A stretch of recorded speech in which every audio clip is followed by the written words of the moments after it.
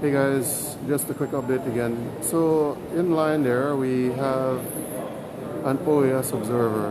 It is unfortunate that they're putting them to line up like this to go through and uplift their pass when special provisions should have been made so that they could go straight to the stations.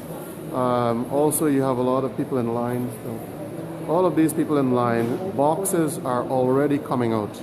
Boxes are pretty much at the counting stations, and we still have people from political parties who have not even cleared security yet.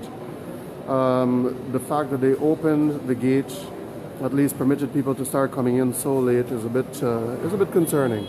As I've said earlier, every single thing that these people do has to be looked at with an eye of suspicion. Someone has said, you know, we have to look at things more optimistically.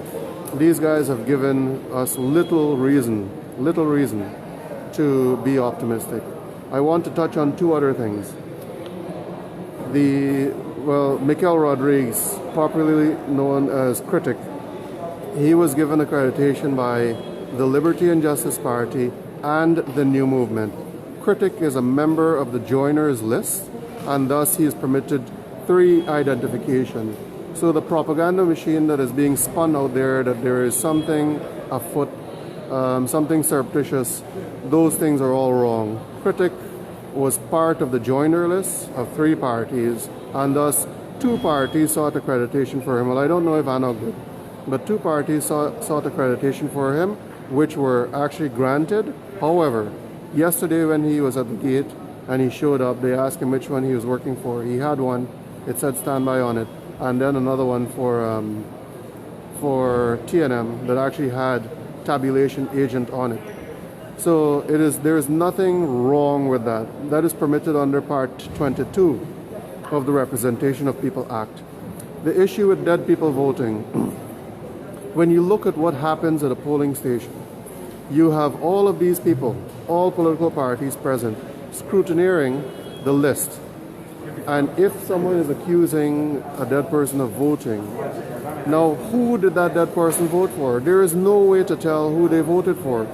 So the only logical thing to do is if there is a dead person that purportedly voted, would be to take 1 vote off from every single political party there. Of course, for us, that may pose a bit of an issue because, I don't know a lot of dead people, is one. But also it may take away the only vote that we may have gotten in that area, but we don't know who they voted for. So this issue about dead people voting, no one knows who they voted for. No person knows who that person voted for. So this propaganda that people are trying to peddle, that dead person vote for this party and that, those things are all wrong. There is no way to tell. Right? We are going to keep you updated. Once again, people are still going through security. The boxes are out already. They've been sent to their counting station, but they have obviously not gone through the security process properly. Also earlier I saw the OAS observers coming in. They're putting these people that we have invited here through the mill just to be able to support this country. I think that is very, very unfortunate. We have sunk to a very different level as a country. And after this election process is concluded, then hopefully we could lift this country back up, bring it back into a world-class standing if it ever existed in that position. The fact that they've expelled RK security, that is concerning. The fact that the security lines are so long, concerning.